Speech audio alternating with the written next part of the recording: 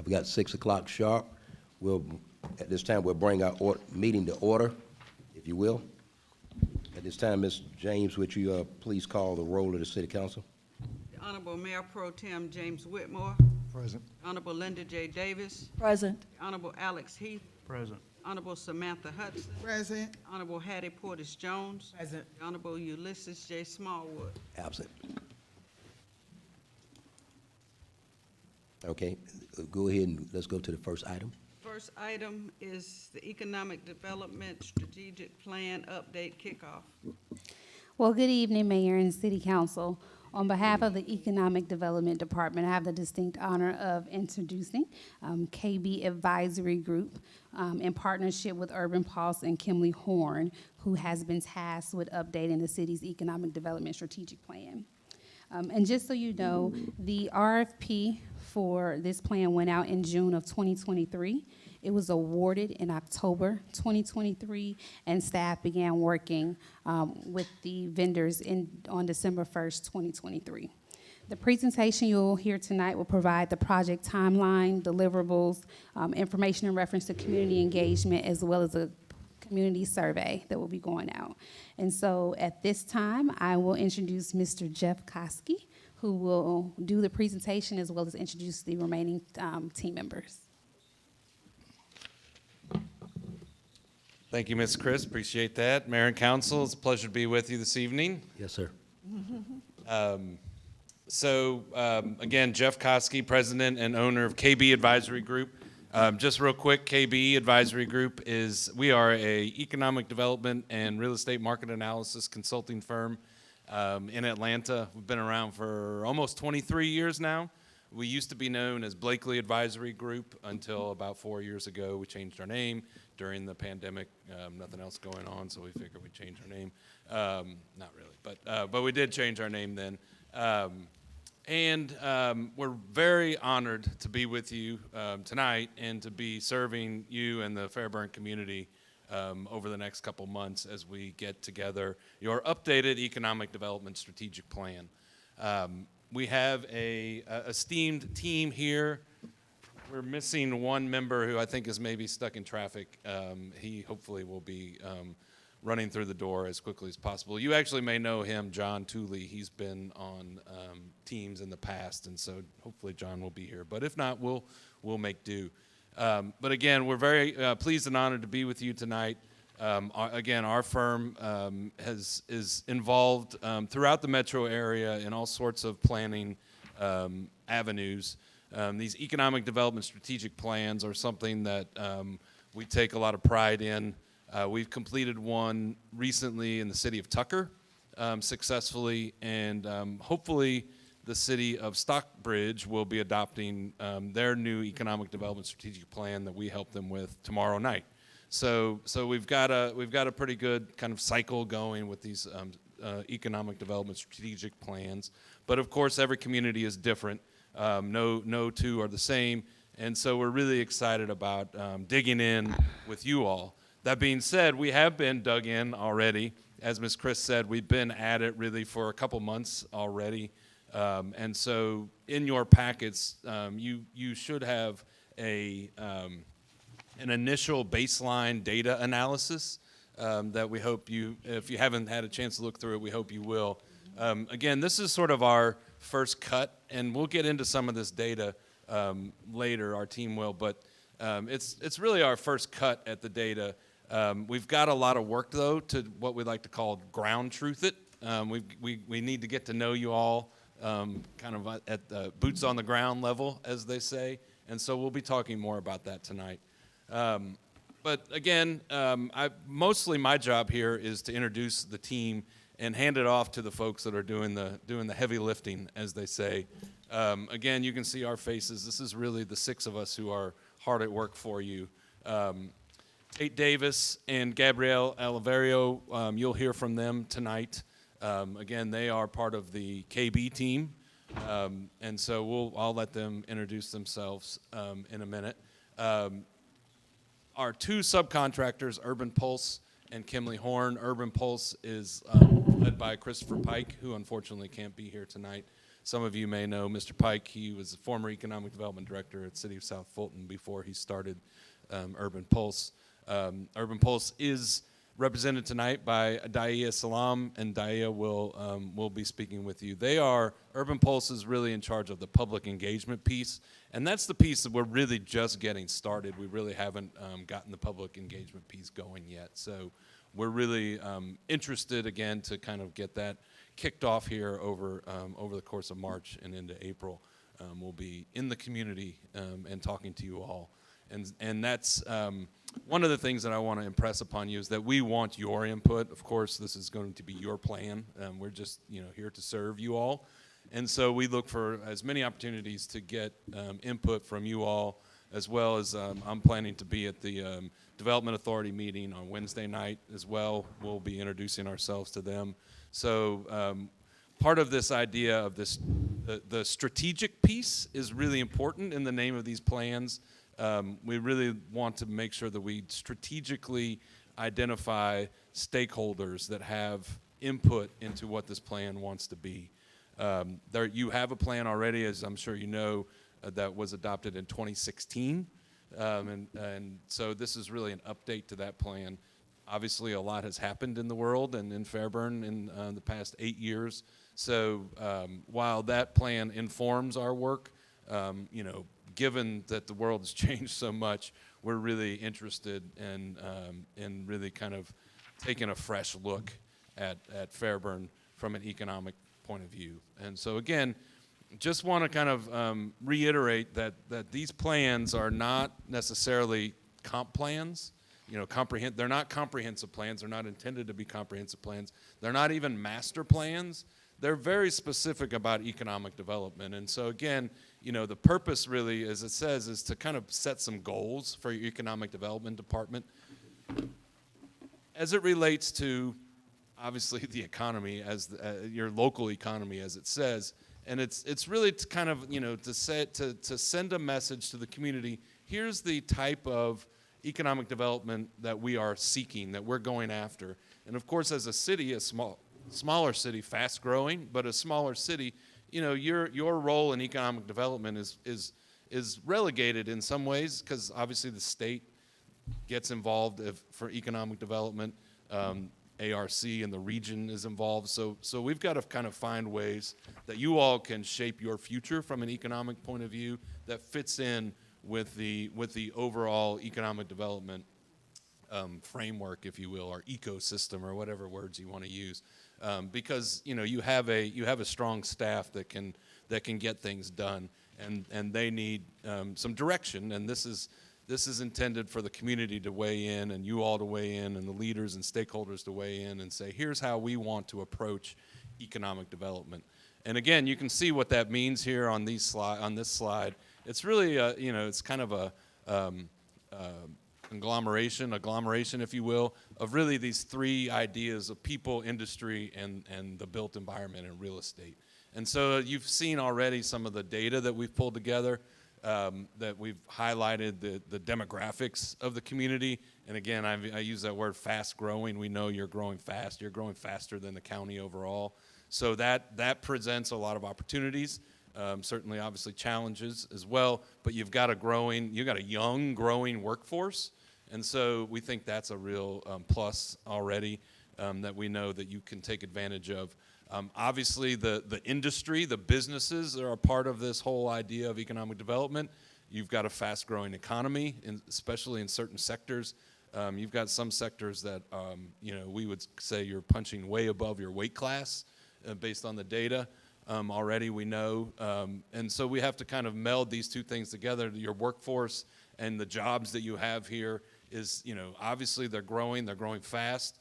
Is it meeting the needs of the community? Is it putting you on the path where you as a community want to be over the next 5 years? And so again, we'll get into what they call target industry analysis as part of this as well. And that's really kind of looking at not just where you are, but where you're going in the context of the regional economy. And so we always enjoy doing these target industries analysis, because there's a lot of art and science to it, right? It's very data driven. This whole thing is very data driven, But we know that sometimes the data can lie, right? Damn lies in statistics, as they say. Excuse my French, right? So we've got to make sure that the data is saying the things that are truly being represented in the community. And then, of course, it kind of plays itself out, not just in the jobs that are here in the community, but also in the built environment, in the real estate. And so you'll see already in some of this initial data, a lot of the real estate activity is being represented, and we know that, again, you're growing fast in that regard. Millions and millions of square feet being put on the ground in the city, and we've got to make sure that your economic development goals line up with your real estate activity, and not just where it is today, but where it's going in the future. So that's really the main thing I want to say, and just again want to thank you and appreciate the opportunity to be here. And at this point, I'm going to hand it off to again the folks that are really the brains of the operation, and kind of give you a sense of what we've found so far. Again, we're a couple months in. We've still got 3 to 4 months to go. So we've really got, I would say, the largest chunk of our work is still ahead of us. But we wanted to kind of share with you what we've been up to, what we've been finding, and maybe get even a little input from you before we leave tonight, just to get a sense of, if you want to share some thoughts with us. And then again, we'll be following up with you to make sure we get all the input from you that you want to give us. So with that, I will hand it off to Tate Davis, who will take you through some numbers. Hi, good evening, Mayor, Council. It's lovely to see you this evening. As Jeff said, we have been away at work here, and so it's nice to officially launch, particularly the public engagement, because a big piece of my job as project manager, right, is to make sure that public engagement piece, the data piece, the vision of the city come together for a usable plan that can be implemented and is supported by you all and serves your staff well. But I don't do it alone, so I just wanted to, you'll hear from me a little bit later in talking about the schedule, but I'm going to go ahead and introduce Gabrielle Oliverio, who's going to run you through the data portion of this, and then we'll jump into the public engagement plan and really wrap up with what's next and launching our community and business surveys. But with that, I will pass it off to Gabby. Good evening, everyone. Thank you so much for having us. Again, we're very excited to be part of this project with you all. And I know you all have the packet with more in-depth information, but these are some of the highlights that we have seen so far that have stood out to us. And Fairburn is very unique in that you're a growing part of the region. You're growing faster than Fulton County. You're growing faster than the region in that you're relatively young. And a lot of communities can't be saying either one of those things right now. Am I good now? Okay. Yes, so, and the idea is that Fairburn is a community that people want to move to, that they want to stay in, and that they want to have their families in, right? And people are the most important part, and that's why you'll hear later that our public engagement piece is going to be very important.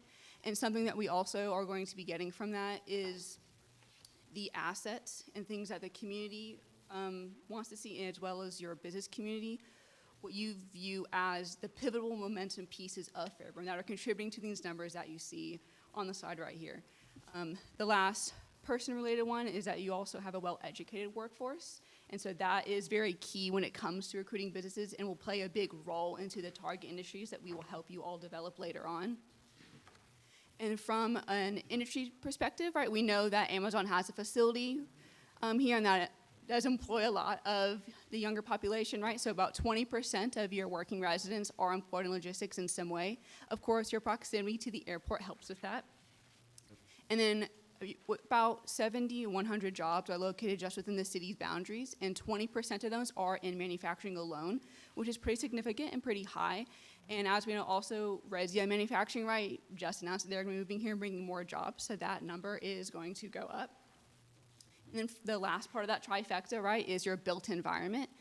And what is also unique about Fairburn is that you have 19 million square feet of industrial and flex space, but unlike a lot of other communities, especially ones that we see up in the northern suburbs, is that their industrial was delivered in like the 80s, right?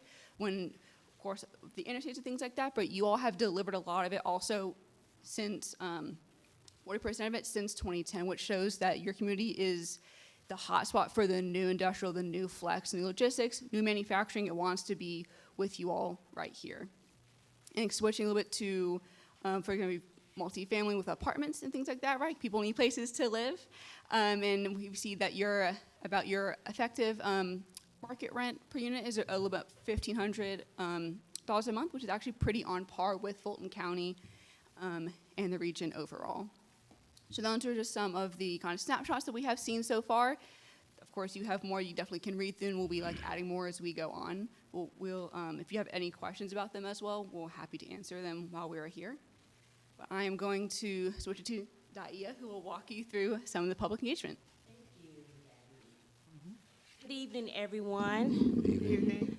I just want to mirror my colleagues and say we are so excited to be here and to present to you our work that we've done so far as it relates to the Economic Development Strategic Plan for Fairburn, Georgia.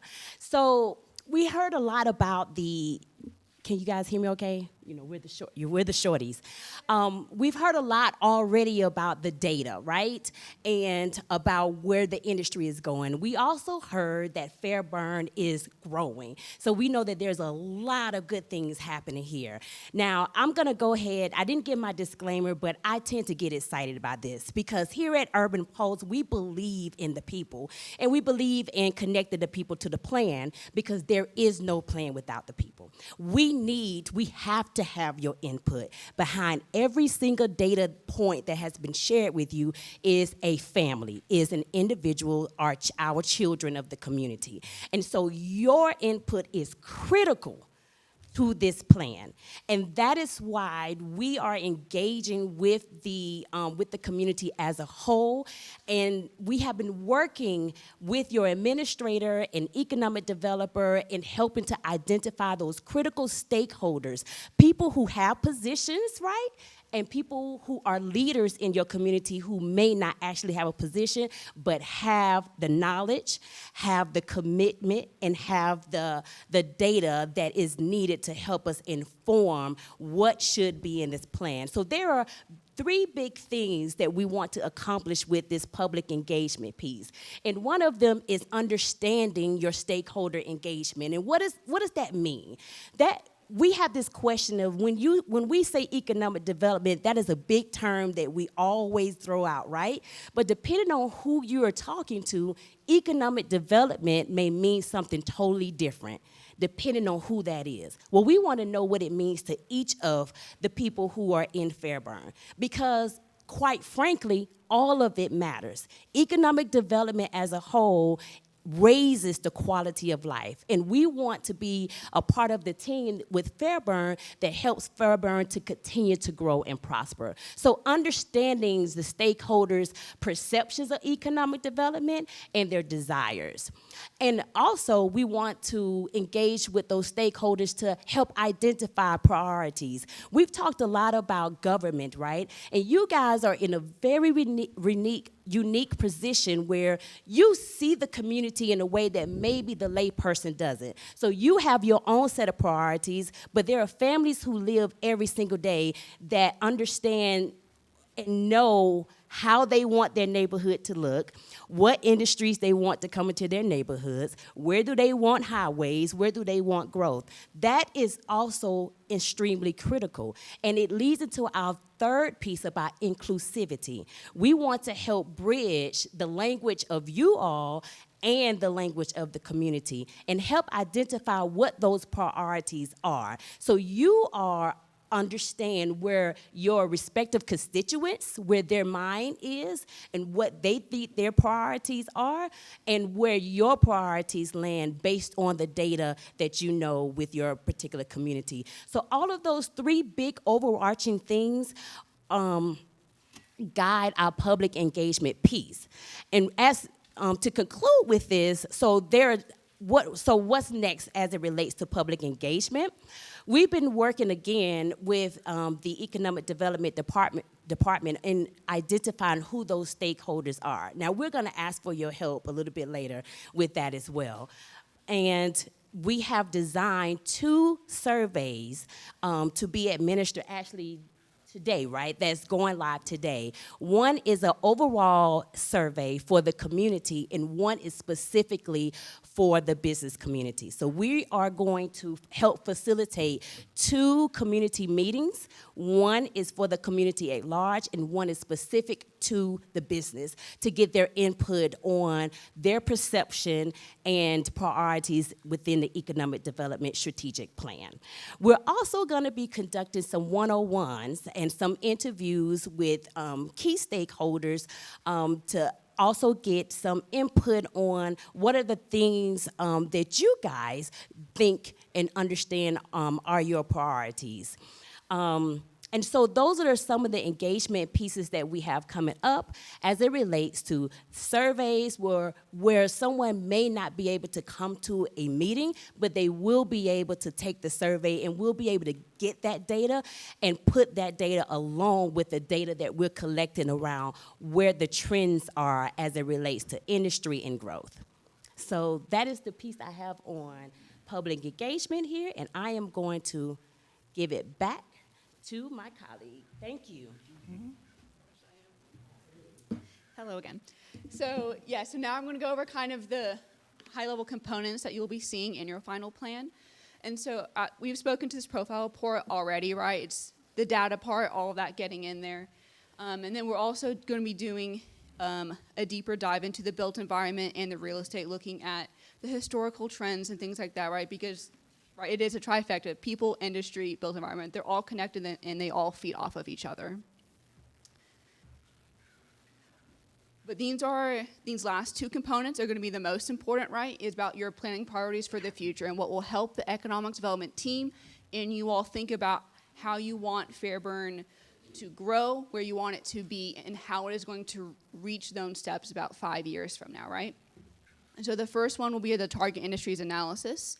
And your last, right, you all had an EDSP before, so this is an update. So we'll be looking at those industries that were already predetermined, and part of our conversations with you all and with the public, and we have in the surveys as well, is thinking about what was determined in that report, if those industries still fit with the current fabric of Fairburn, and if those are still the priority ones that you all think are worthwhile to be going for in the next 5 years. And then the last one is going to be the implementation action plan. So the idea is that we will, with you all, determine about 5 to 6 overarching high-level goals that you want to reach within the next 5 years. And we'll be reviewing the ones that were in the prior plan to, again, see how they fit in, which ones you may have already reached so far. But we'll be going beyond your last report, and that we are going to help you identify the time frame for those, maybe help prioritize which one should happen first, because a lot of time, especially with economic development, everything is intertwined, and a lot of things have prerequisites for each other and go hand in hand. We're going to help you determine benchmarks on how best to measure success in reaching those goals and those objectives. And more importantly, economic development can't happen alone, and it can't happen solely with just your economic development department, right? You have partners and stakeholders that are going to help you bring that to life. And so we're going to help you identify who in the community, which groups, which organizations can help you achieve those goals and those objectives. So I'll pass it off to Tate to go over the timeline. Before we get into the timeline, I just want to introduce Christopher Pike, who's here now, leader of Urban Pulse, of course, and we're pleased to have Chris here. But I also want to bring up John Tooley of Kimley Horn, and I think it's a good time to bring up John. As Gabby was talking about this implementation action plan, part of the reason that we wanted to make sure to have representation from Kimley Horn on our team is because you all have done some great planning in the recent past, and we want to make sure that this plan lines up with your strategies that have already been put forth, right? We don't want this plan to just come out of left field necessarily. We want to make sure that we understand the planning that has occurred previously, and those plans evolve over time. Sometimes strategies that have been put forth in the past are still relevant. Sometimes they're not. But it's important for us to understand that the planning that has occurred and determine how that impacts this plan, this economic development strategic plan. And so John Tooley, who's currently with Kimley Horn, formerly worked with the Atlanta Regional Commission, ARC, has been part of many of your planning processes through the years. And so we think his voice, we know that his voice is very important as part of our team. And he didn't get a chance to talk when we had his face up earlier. So I just want to see if John can come up and just kind of give a, kind of put some of this planning in the context of the previous planning that's occurred. Appreciate it. And Council, good to see you all again. Good to be with you again. As Jeff said, I'm John Tooley with Kimley Horn. Worked with you all a good bit over the years, starting when I was with the Atlanta Regional Commission for many years. Sitting alongside you all as you updated several of your plans. One of the first ones that we partnered on together was a creative placemaking strategy, which your staff has moved forward with, and we're seeing the fruits of that around the community, and so it's great to see that. Following that, once I joined Kimley Horn, we updated your downtown LCI plan that identified some additional action items and things that you could move on, which you all are doing now. You have an RFP that's been out on the street, and you have some other work that you're pushing ahead on. And so, as Jeff said, some of this just have a little bit of continuity with some of the previous planning and some of the relationships with the stakeholders and others that have been involved. I think one of the things we hope we can do is to actually reactivate some of those stakeholders that have been engaged during some of those different processes. They've been good and good allies and supported you all as you've moved ahead, and how do we kind of reactivate them as we move forward on this. Implementation is one of those key things that I think we as a team are focused on. It's great to have a nice sounding plan with a lot of good taglines, but how do you actually implement that and move forward? You've heard from several on the team that it's not just your economic developer that does that, but it's your planning department, it's your public works, it's a lot of different things. When you think about economic development, it's not just somebody attracting a job, but it's public art out in the community, it's hosting events, it's improving the sidewalks and the streetscape, it's improving signage. There's a lot of things that kind of wrap around your core economic development. That's a lot of what the team's gonna be focused on. So didn't want to take up too much time. I just kind of wanted to help kind of string that again. Good to be in front of you all again. I look forward to working with you all. Thanks.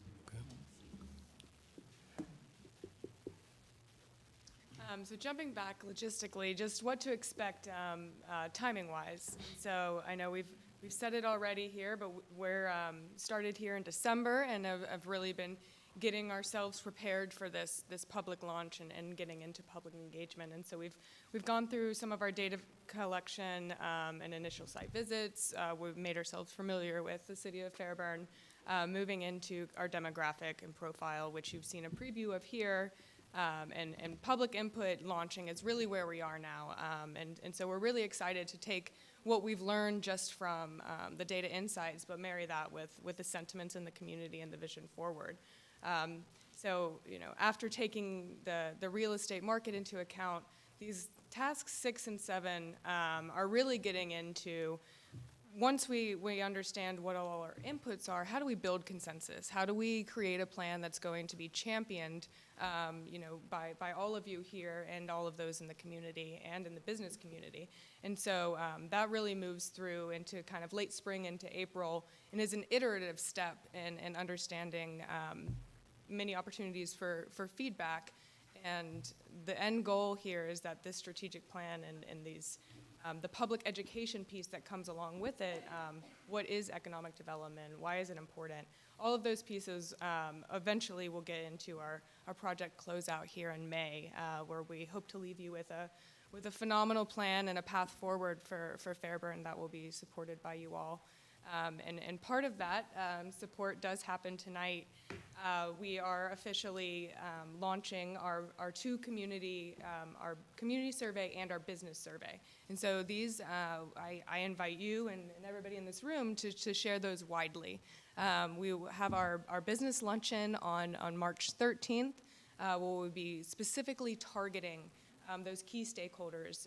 So those are really more curated for getting the impact of not just the large manufacturing portion of your employment, but the small businesses, the entrepreneurs. They have different needs, and how can this plan address both? We'll also have a greater community stakeholder meeting that will happen here at the end of March. And there will also be a consensus workshop of sorts that I mentioned previously. So in addition to all of these, there will be that final coming together and making sure that it's not just something that we came up with, that is something that everyone came up with and will lead you all forward. we'll be working with city administrator and getting one-on-one interviews set up with all of you. We do really want to hear your input, both from what's been happening versus what you want to see happen. Where are the struggles, where are the strengths? And so we look forward to seeing you all again soon on that. And please do, through any channels that you all do have, share these surveys widely, and we're hoping to get a good adoption both in those and in our in-person opportunities. I will stop there, and if there are any questions in any piece of this, we'd be happy to answer them. Let me do this, members of council, if you will, so that I can properly acknowledge it. If you can just raise your hand or nod, so I can acknowledge any question. I just want to make sure we get everybody in. I'm looking to my left. Anybody wants to ask a question? Yes, sir. I'll start with Ms. Porter Jones. Anyone on this hand? Okay, Ms. Chase, Ms. Davis. Okay, then go ahead. I'll go to Ms. Johnson. Yes, I just have one question. The Fairburn snapshot, what was the source of the data? It's a combination. The real estate data we get from CoStar, which is the industry leader in available real estate data. We use Esri for our demographic data, and for the industry. Please come to the mic so they can hear you.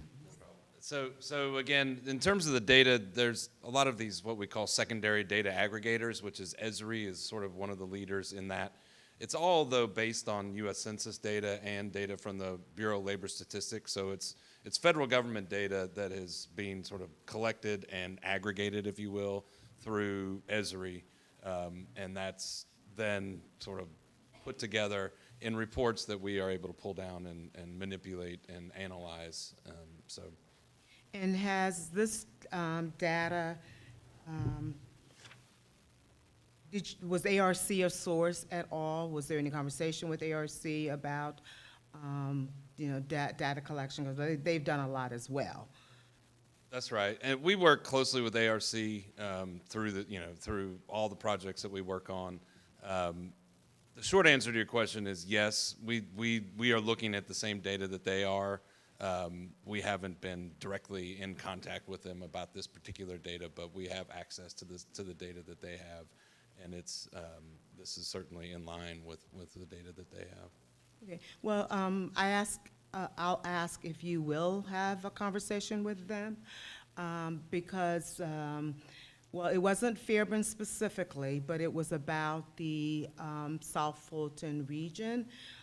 And there are some conflicting statistics about what they presented versus what you're sharing with us now. And I just want to make sure, of course, again, Fairburn wasn't specifically highlighted, but it's about the South Fulton area altogether. And I'd like to know to what extent Fairburn is reflected in the data that they have.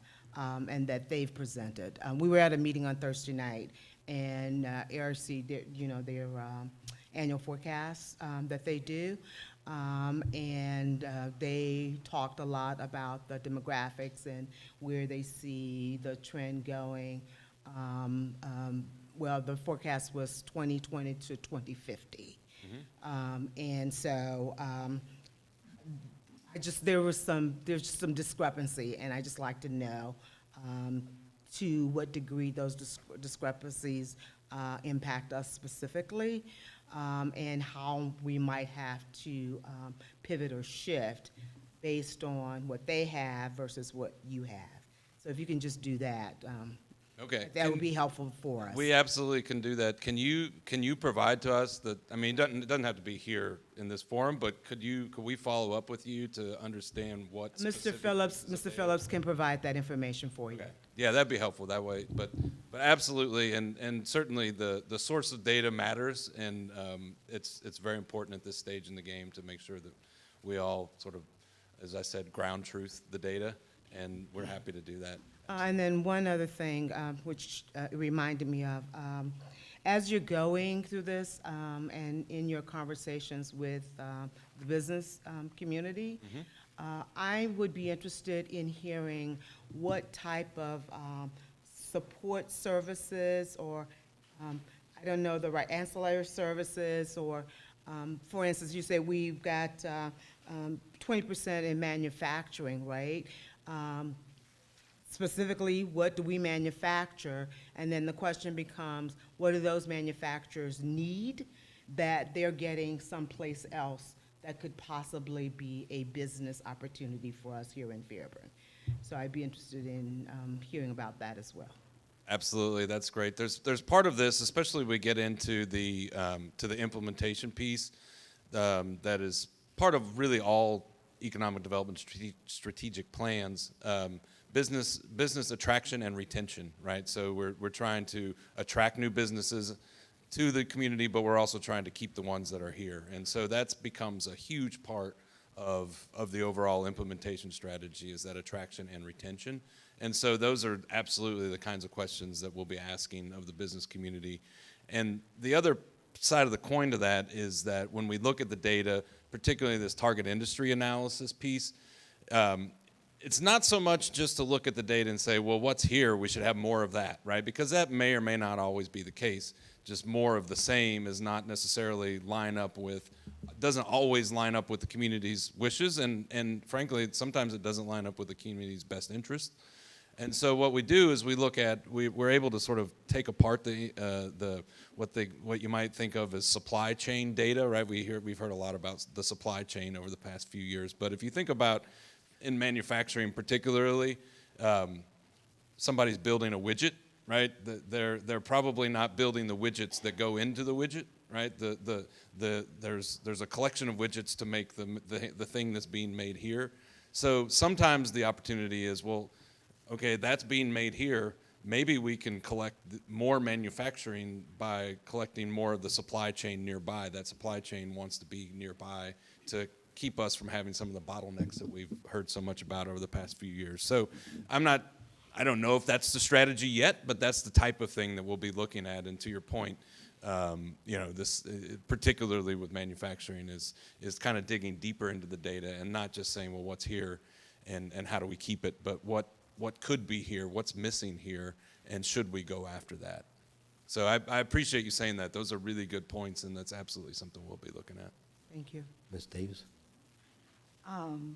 Yes, I was looking at, first and foremost, I appreciate your presentation and also the data that you have extrapolated here for the city of Fairburn.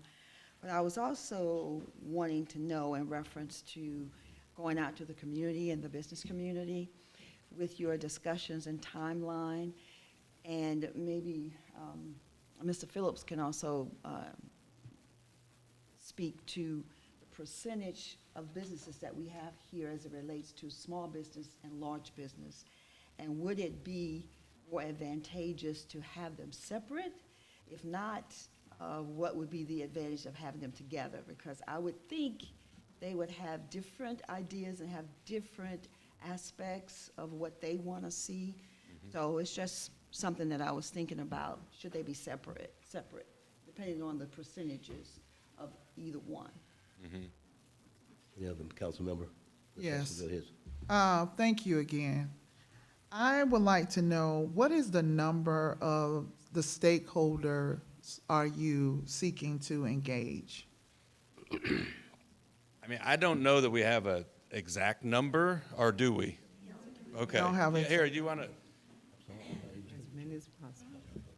Thank you for that question. We don't have a specific number that we are trying to get. What we are trying to ensure that we get is a cross-section of those stakeholders. So we want adequate amount of representation of K through 12, students, teachers, parents, and we've been working with the city and we've been working on a document where we've listed them out in categories by business owners, property owners, and other alike. So our goal is to have a representation of Fairburn collectively. We're not so speaking of a number to say, 20 or 30, but we really want to make sure that we have representation from each of the categories in Fairburn, as many as we can. Jump in. Thanks. And I think these two questions actually go very well together in that I think, Ms. Davis, your point is very well taken in that, a representative from Amazon is not going to have the same desires and wishes as a restaurant owner, around the corner. So to Diane's point, that's kind of the idea, Ms. Hudson, is that we want to make sure that we are getting, hearing the voices of the folks that represent the cross-section. I asked that question because we do have that challenge here. We have that challenge with our community participating. And so I will be interested in knowing the strategies that will be used to engage the community. You talked about K through 8. I'm an educator. And so it's important to know that those are some of the spaces, like i.e. PTA meetings that you can have, meeting with the counselors of our high schools to get in and talk to those high school students that are getting ready to graduate and go off to college. And I just really wanted to know if you had already identified or have some idea what some of our who our stakeholders are. Yeah, I mean, so yes. And I want to, before I get into the specific answer, I want to refer back to the name of the study, right? It's the strategic plan. So part of this is about being strategic and understanding, developing a strategy for the city, strategic plan for the city, but this whole plan is also about strategically identifying the folks that do represent the cross-section. And so again, I think, if you kind of want to think through the types of folks strategically, who are the types of folks? I mean, it's large businesses, it's medium-sized businesses, and it's small businesses. It's the workforce, it's also the future workforce, right? And it's also the folks that create the quality of life in the community, because we know how important creating a good quality of life is for the economy. Because if you have a quality of life in a community that is attractive, people want to be here. It's not just that people want to move. People want to move here and move their families here, but they want to move their businesses here as well. So we need to understand who's creating the quality of life and how are they creating it, and what are the plans to continue to create the good quality of life. And so that could go a lot of different directions, and we're still exploring that sort of quality of life creators in the community, but it's certainly a piece of it.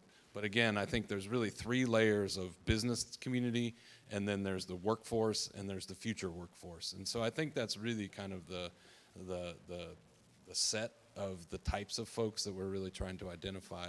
And then in terms of the number, again, we're trying to be strategic. I don't think that we're necessarily trying to say we want to get, thousands of inputs, because we know with these plans there is diminishing returns at some point, and that we want to be strategic, and we want to hear the voices that sort of get to the heart of the matter. And so that's really what we're trying to get at, is to get to the folks that really are able to allow us to get to the heart of the matter and ensure that we're getting that good cross-section across all of those audiences. Thank you. Okay. Any other question? I had a question for the gentleman from Kimberly Horn. You can come up. Sir, because I guess in this case, I'm a procurement compliance person at Fulton County, so I get to see your company in a lot of different procurements. And I guess my question would be, and I was trying to think of a specific bid right off the bat. You've done a lot, Kimberly Horn has done a lot of work for us in Fairburn, but also in North Fulton, if I'm correct. Is that correct?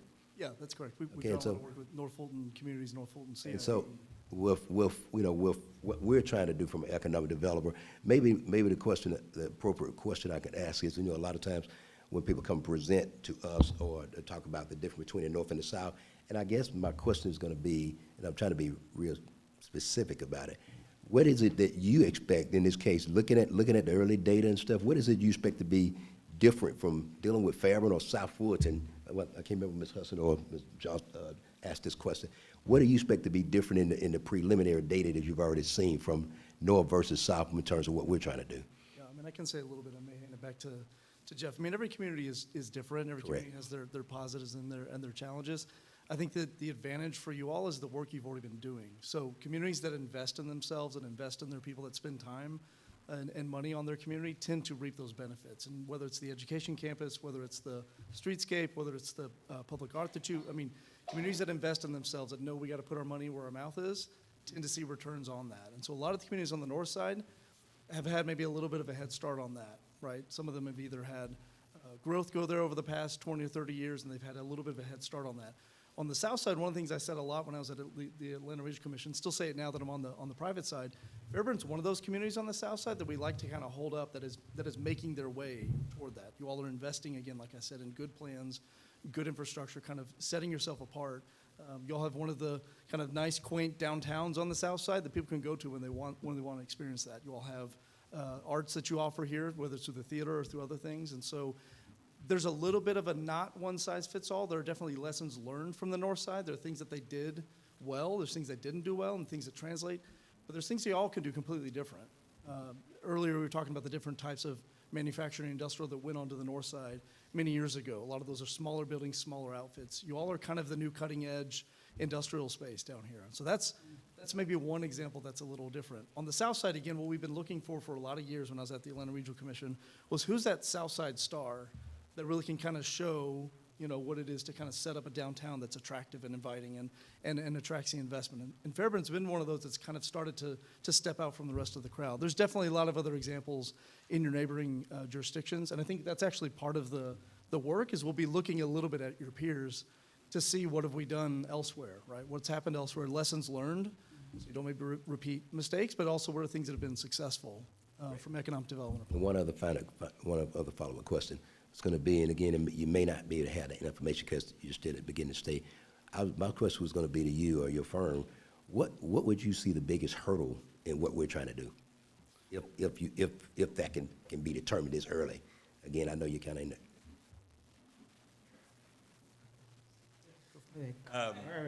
I mean, I'm gonna lean in, frankly, sir, to this idea that it's still early.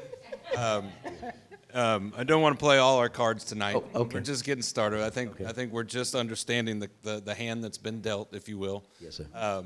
That being said, I do want to kind of give you a preview, and it was up on one of the slides, but and if you've been around these types of planning processes before, or if you've been to graduate school, business school, you're familiar with this idea of SWOT, strengths, weaknesses, opportunities, and threats.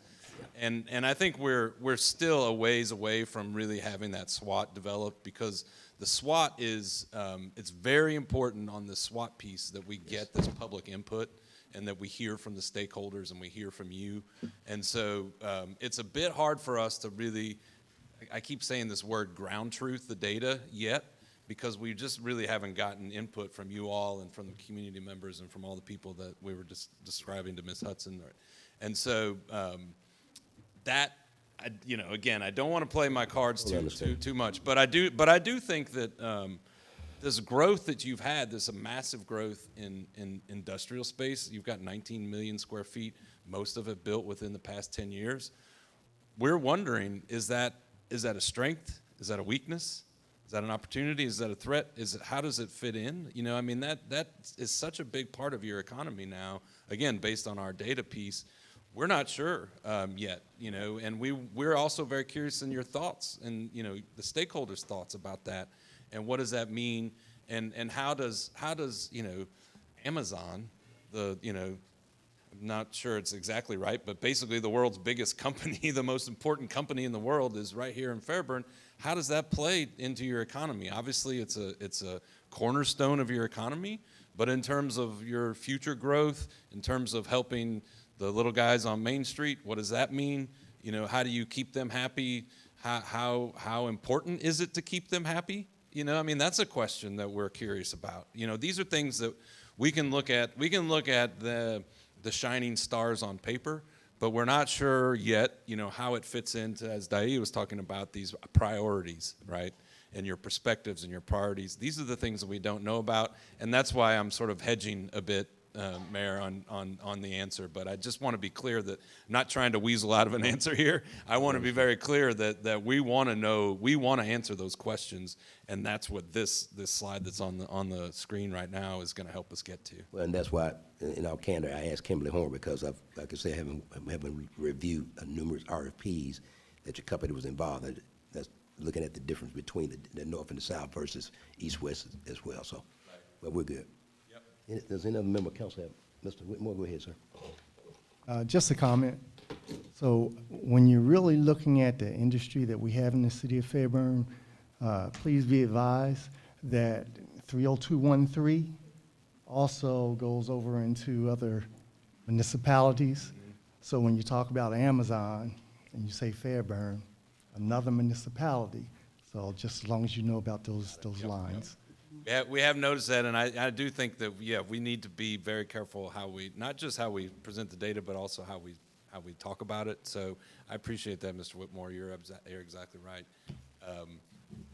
Again, we're happy to keep talking. If there's any other kind of tips and tricks you want to give us, or any other insights you want to make sure we're very aware of as we move out.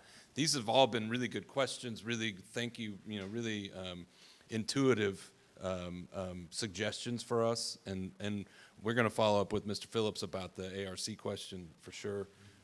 But that's a really good one too, and I appreciate you saying that. I'd like to just say one thing. Mayor Pro Tem Whitmore, really, I was thinking along the same lines as well. A very good point about what's in our jurisdiction versus what's not. However, that being said, we do reap the benefits of a neighboring, an industry that's right next door, because some of our residents, work in that.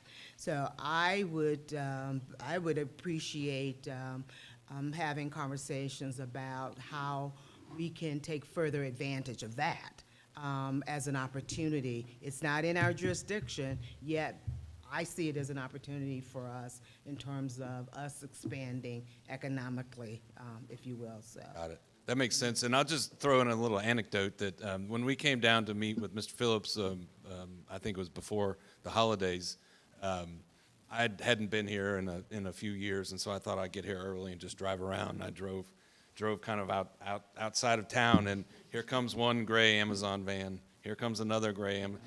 And I mean, it must have been literally 20 gray Amazon vans. And they were all coming. I had passed outside the city limits, and they were all coming into the city limits, and I was like, the light bulb went off to your point, in that, Amazon is right there. They may or may not be technically in the city limits, but here's 20 vans, that are now found themselves within the city limits, and so certainly the people who work there and the transportation, the logistic impacts are very important. So that light bulb just went off immediately with that. So I appreciate you all saying that, because it's apparent. So there's one more. Yes, sir. The opportunity is, what's that little widget that we can make as a new business in the city? So that's right. Because that's the thing. And to your point, Mayor, that's one thing that a lot of the communities on the north side don't have, right? They don't have Amazon. They don't have this amount of logistics and new logistics real estate. And so, again, there are pros and cons to this, and there's no doubt about it. But how can you got it, right? Like, it's here. It's not going away, at least not anytime soon. So what do you do with it? How can you take advantage of it? How can you turn that into an opportunity? And thinking back to that SWOT. Thank you so much, sir. Yeah, thank you. Appreciate your time. Tony, you want to mention, I mentioned the council preliminary that you'll probably have to ask for a special call meeting. thank you, Mayor. Just wanted to mention, members of council, that we are in that window of the year where we are looking at our benefits renewal and working with our broker. It looks preliminarily like we will need to consider some additional options this year. As many of you may be aware, the market is somewhat volatile and changes year over year based on our claims. And so, in order for us to make our April 1st benefits deadline, it will likely necessitate a special call meeting. Should be fairly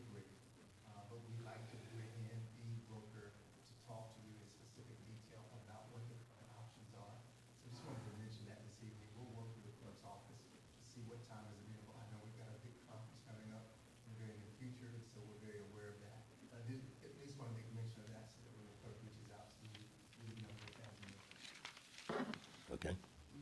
You had a question, James? No, sir. Oh.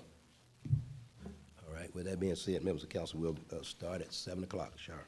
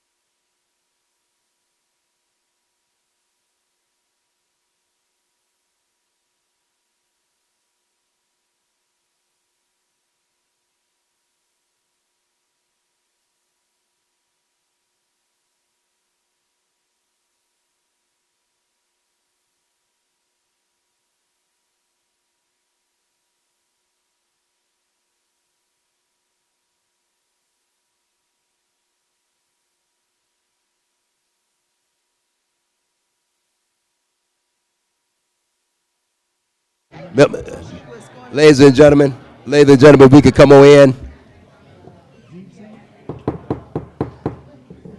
If we could come on in.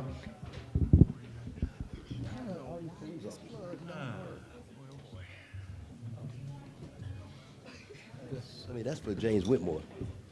Oh, it does. Just kind of push it in. I'm trying to figure out why all these police officers here. Okay. You didn't see the agenda? I know. Hey. That's what I was telling you. Look at it again. You mean you? No, you know what? No, you know what I've been doing. Oh, yeah. Oh, yeah. You was sick, okay. You will get it. Yeah, so, yeah, I'm sorry, that was just. Ladies and gentlemen, if you will, please take the time, please turn all your cell phones to the silent position, if you will, at this time.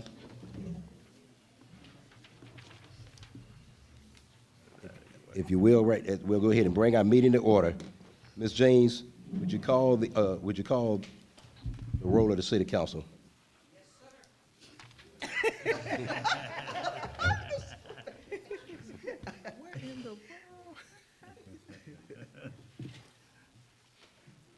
Second.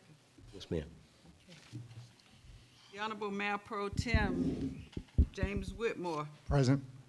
The Honorable Hattie Portis Jones. Present. The Honorable Alex Heath.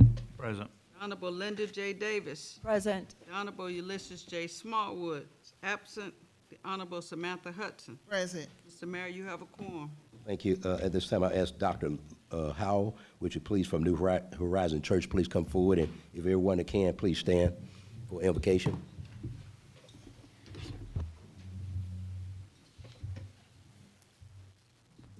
The Honorable Mayor and the Council and all of the city elected officials and all, we greet you in the name of our Lord and Savior Jesus Christ.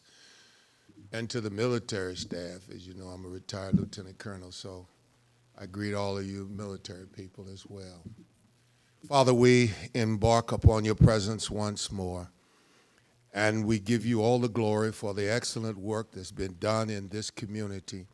We ask for your sovereign power to be watchful, ever watchful in the eyes of the leaders, that they shall be guided without fear, without anxiety, and without stress, but to keep their mind on the business of this city, this community, and the people at large.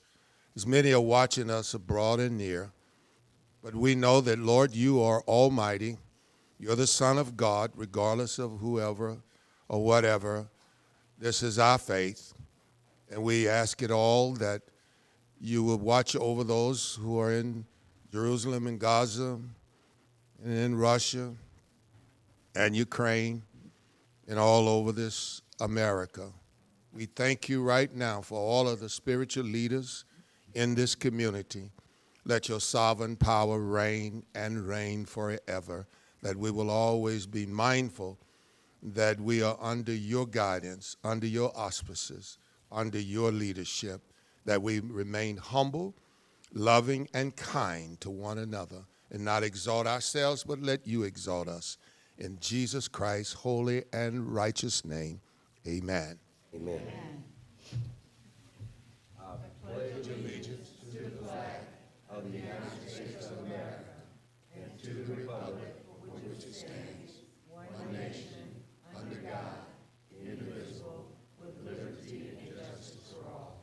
Amen, and thank you for having me. Thank you, sir. Thank you, sir. At this time, I'll ask all members of council, if you would you please join me down front? Mr. Mayor, they can't. Get his mic. Would you leave? Did you say? You said what now? Did you say? Oh, I was asking the council, would they join me down for the presentations? Right, okay, yeah, okay.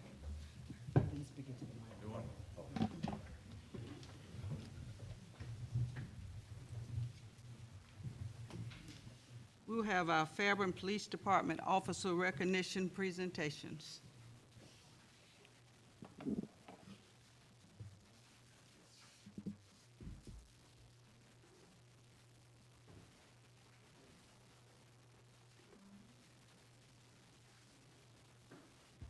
Good evening, Mayor and Council. I come before you tonight to recognize some of Fairburn's finest. Every police officer and employee in this department works hard to keep Fairburn a safe place to live, work, and play. The men and women you are about to meet are among our best and brightest. They are the recipients of our 2023 annual awards. Last year, we focused on an officer wellness program, which was new for the department. A major component of wellness is recognition. Each of the men and women here today was nominated by an employee, a supervisor, or a member of the command staff. Where multiple nominations are received, the Commendation Review Board selects the recipient of that award. And without further ado, I will now introduce you to the first of these outstanding professionals. As I call you, please join me up here at the podium.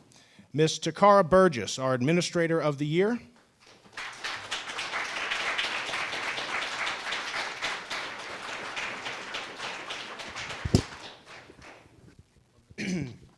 Ms. Burgess started with us in 2019 as an administrative aide. She has consistently demonstrated exceptional performance and before long took on a new role as our GCIC coordinator. She works well with limited supervision, maintains our strict compliance to GCIC and GBI standards, volunteered her time for National Night Out, Coffee with a Cop, and 2 officer memorial services. Recently, she's taken on another role as our accreditation coordinator responsible for our state certification and with a goal of getting the department nationally accredited through CALIA. Congratulations, Ms. Burgess.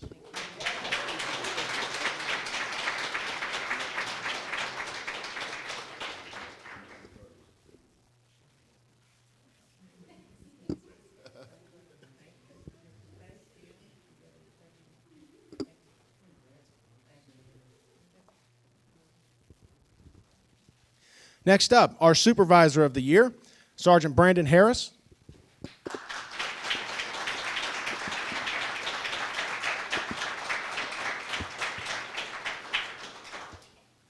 You may remember Sergeant Harris from our Christmas event. Sergeant Harris began his law enforcement career as a jailer in 2008, later moving to a road deputy position. He started with our department in 2021 and was quickly promoted to sergeant in 2022. Sergeant Harris keeps a positive, can-do attitude that is essential in our stressful line of work. Congratulations, Sergeant Harris, our Supervisor of the Year.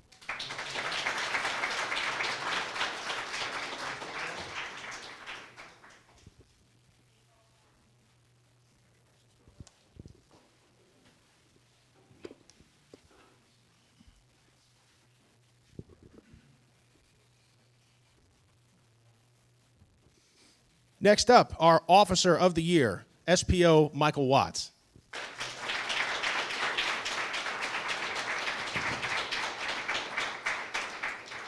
SPO Watts began his law enforcement career in 2011 as a jail officer with the Fulton County Sheriff's Office, soon becoming a road deputy. He then spent 5 years with the Clayton County PD until joining us here in Fairburn in 2022. SPO Watts is another example of a person who has an infectiously positive influence on those around him. Congratulations, SPO Watts, our Officer of the Year.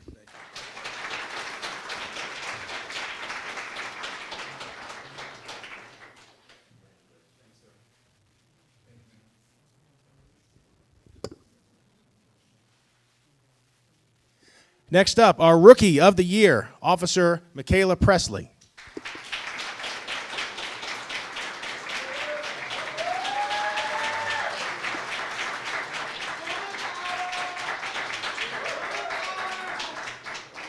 Officer Presley completed her police academy training in March of 2023. She then began 3 months of field training with us. Since then, she has distinguished herself as a police officer.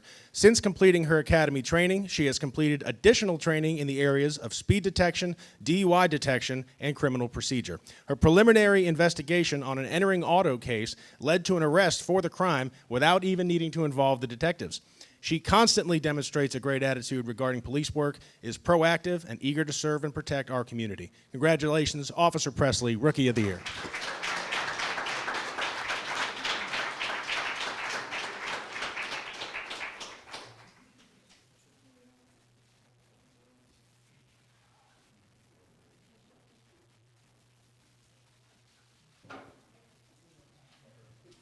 Next up, Detective of the Year, Jess Weatherholt.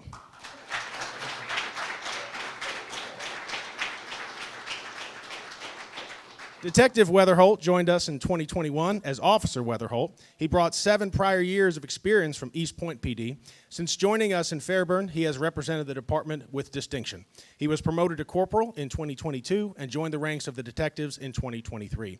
Being a detective was new, however, his wealth of knowledge and experience has assisted the department's investigations division with a smooth transition. He remains well organized and shows exceptional ability to manage his time, working hard on his assigned cases. He volunteers to assist fellow detectives with their assigned cases and has also volunteered when the need arose to work UPD shifts when staffing required it. Congratulations, Detective Weatherholt, our Detective of the Year.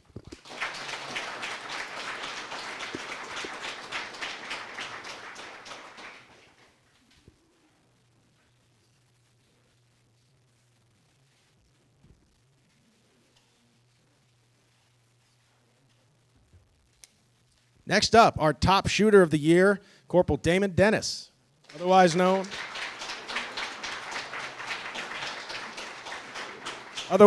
as our Top Gun Award. I don't have to emphasize how important good marksmanship is in law enforcement. To compete for the Top Gun Award, all employees, of course, have to have our firearms qualification. If you scored above a 90%, you are permitted to compete for Top Gun. Corporal Dennis earned that title. Corporal Dennis joined us in 2018. He had another opportunity and left in 21, but returned to us in 22. We were and continue to be very happy to have him back. Since returning, Corporal Dennis has distinguished himself to include being promoted to corporal. He is a great officer and clearly a very good shot. Corporal Dennis, congratulations, our Top Gun.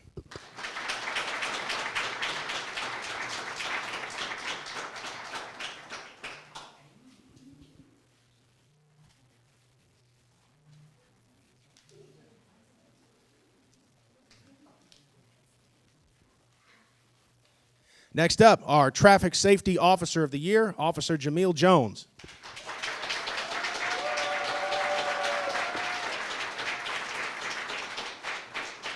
Officer Jones attended the police academy in 2022. After completing his field training, he made a strong name for himself as an officer.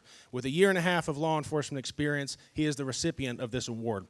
This award is mathematically based that calculates all traffic-related incidents such as accident reports, DUI cases, as well as traffic stops. Officer Jones has distinguished himself by hard work and dedication to the job. Congratulations, Officer Jones, our Traffic Safety Officer of the Year.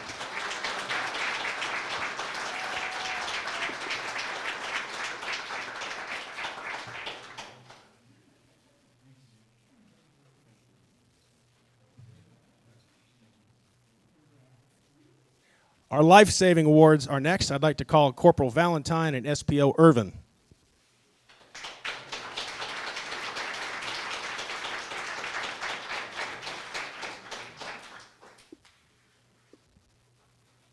In January of 2023, both of these two officers were engaged in a vehicle pursuit for a fleeing suspect. The suspect lost control of his vehicle and crashed into a telephone pole. There were potentially live wires down, and within a very short amount of time, the vehicle caught fire as well. The suspect was entrapped within the vehicle where he could not get out. These two officers holstered their weapons, not knowing who the suspect was, what he may do, or what may be inside the car, holstered their weapons and pulled him out of the car where he otherwise would not have been able to get out.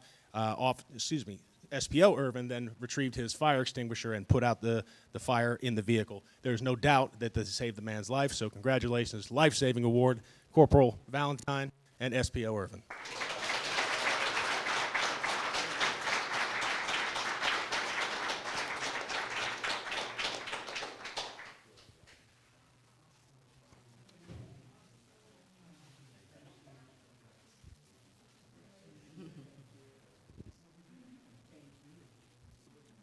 One additional life-saving award, Detective Henderson, please.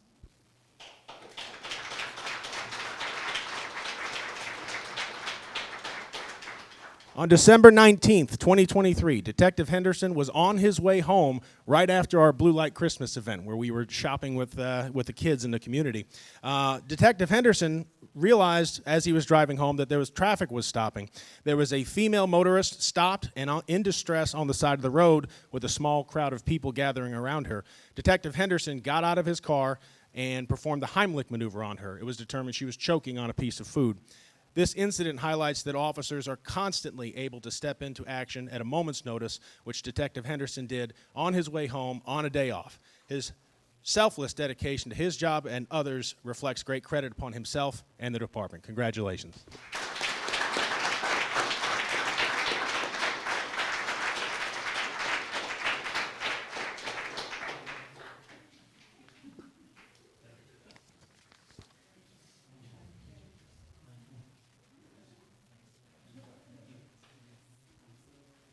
And our final award of the night, this is a new award this year. This is the Chiefs Award. I'd like to call Captain Charles Israel to the front of the room, please.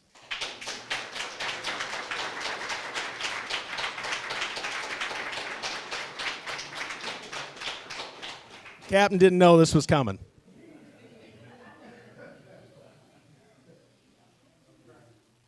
Captain Israel began his law enforcement career in 1994 with the city of East Point. He joined us in Fairburn in 2007, making him the third most senior officer behind only myself and the deputy chief.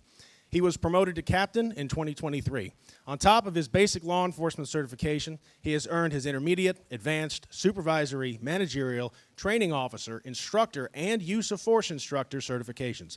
Captain Israel was not only selected for his years of service and certifications, but also for the passion he brings to the job every day. Captain Israel is always working to get better and to make those around him better. You will find him regularly attending our Brazilian Jiu-Jitsu training and training like he's a rookie officer. He and I sparred together last month, and after he threw me down to the ground, I had to remind him that I am still his boss. Captain Israel has dedicated 30 years of his life to law enforcement.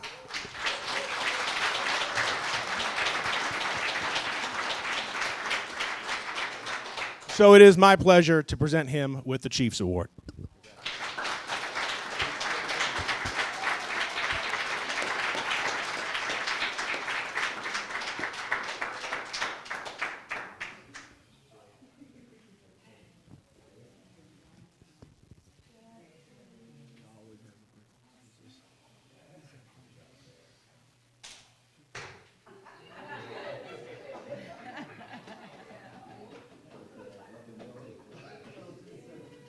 He gonna cry. He gonna cry.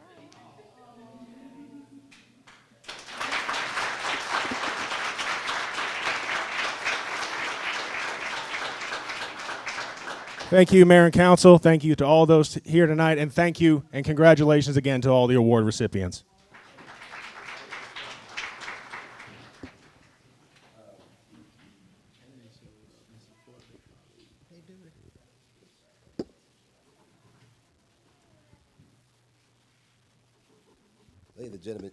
Ladies and gentlemen, GMA gives out, Georgia Municipal Association gives out awards for academic achievement or achievement in terms of training and hours.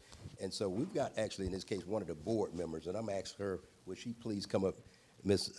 Davis, would you please come and help me present this award as a person that's part of this board at GMA? And I want to present this to Mayor Pro Tem James Whitmore. Yes.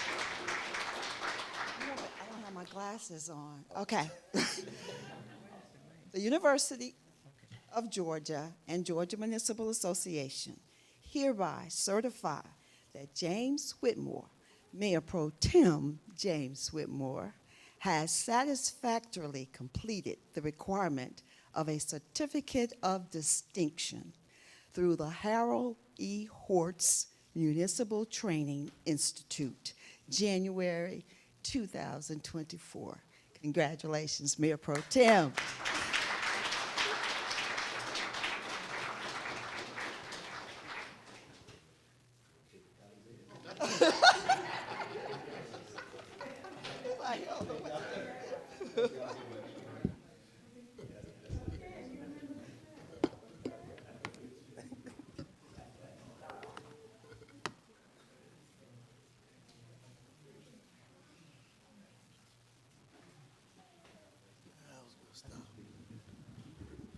For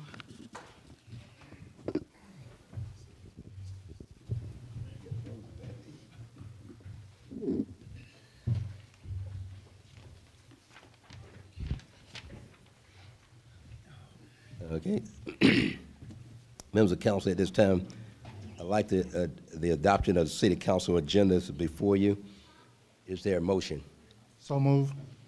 Is there a second? Second. Motion has been made and properly seconded by Ms. Hudson. All in favor say aye. Aye. All opposed? That motion carries. I don't know what you said. I'll wait till they depart. They gonna leave.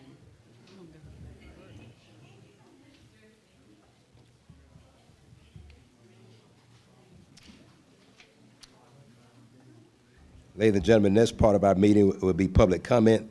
30 minutes shall be available for public comment. Each speaker shall be limited to 3 minutes. However, the speaker may transfer his or her 3 minutes to another speaker. No speaker shall be permitted to speak for more than 6 minutes.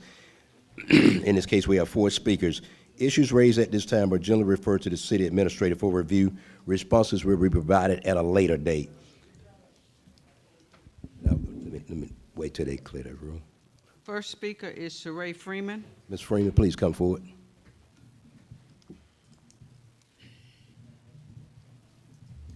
Good evening, Mayor and Council. Good evening. Yes, ma'am.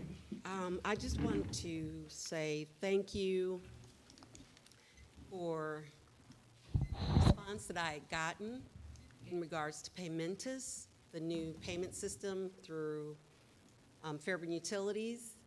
I had been asking for there to be payment where you can schedule it on any date. You didn't have to do an auto draft. Yes, ma'am. And they accommodated, and I'm so grateful.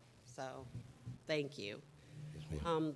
The next thing is, I would like to know if you all could take up consideration of us getting our 911 back in Fulton County.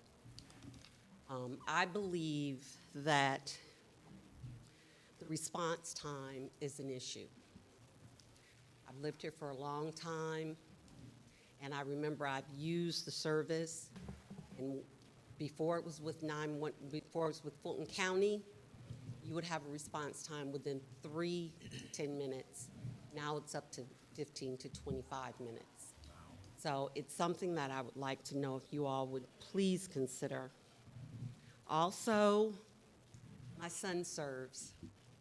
God bless him, and God bless all of our armed forces people. We have a lot of veterans in Fairburn. I see that sign that says, Purple Heart. Well, I'd like us to consider that and get sidewalks on both sides of the street. Please, as a consideration. Also, sewer and water. We're a growing town. You have an agenda about it. We've got houses being built all over the place, which is a great thing. But please consider our sewer and water. Thank you. Yes, ma'am. Thank you so much. Our next speaker. Penelope Ludlow.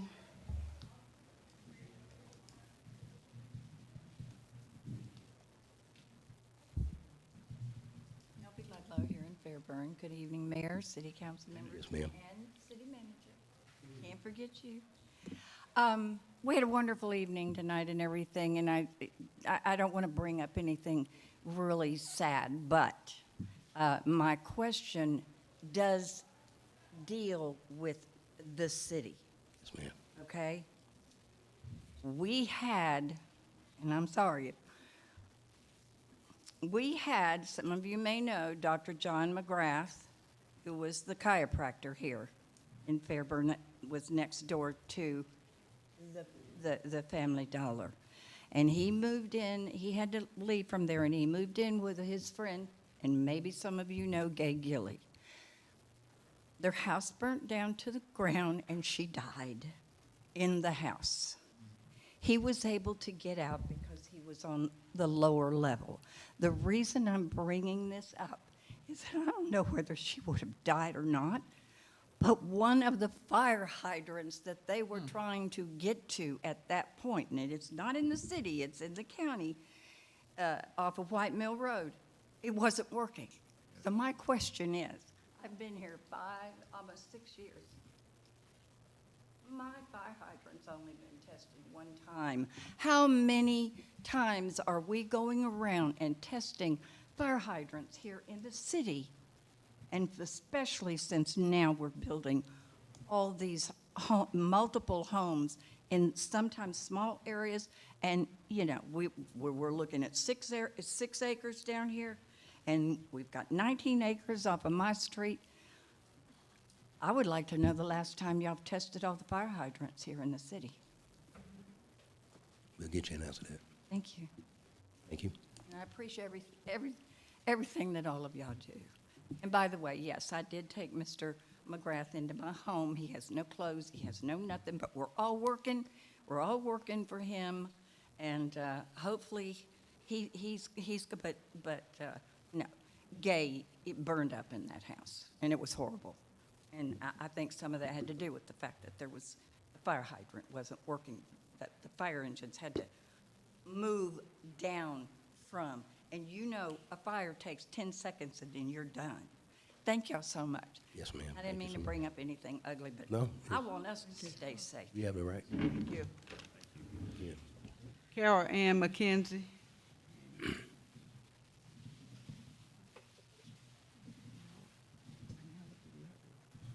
The last time that I got up here, I had to stop. But under the circumstances, good evening, Mayor.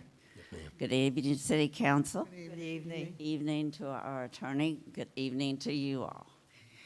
I'll make this short and sweet. On February the 12th, we had a flood here in Georgia. The drains on Elder Street and the drains on Strickland Street, we were flooded. The drain pipes that are underneath that are going to the lift station and all couldn't carry it off because there's, never mind, in those drain systems. So when I walk the street, I know. There are dry creeks that are passable with trash. The second thing is that I want to talk about is the fact that we need some speed plates. What is that, Tony? Speed tables. That will stop some of the speeding on Elder and Strickland Street.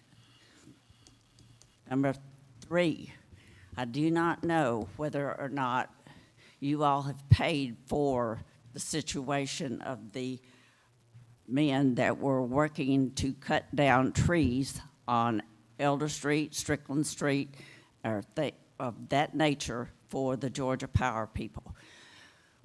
Bottom line is there are the power people that move 50 feet poles to 60 feet poles and all in front of my house could not get out of the tree when they were dragging the wire down the street.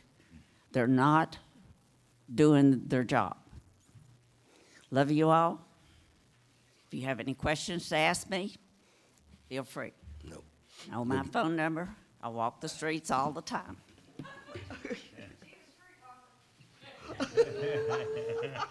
Shirley Perry. Good afternoon, everyone. Ms. Perry, how you doing? I live on Tall Deer Drive, 853 is my address. Speaking to the mic.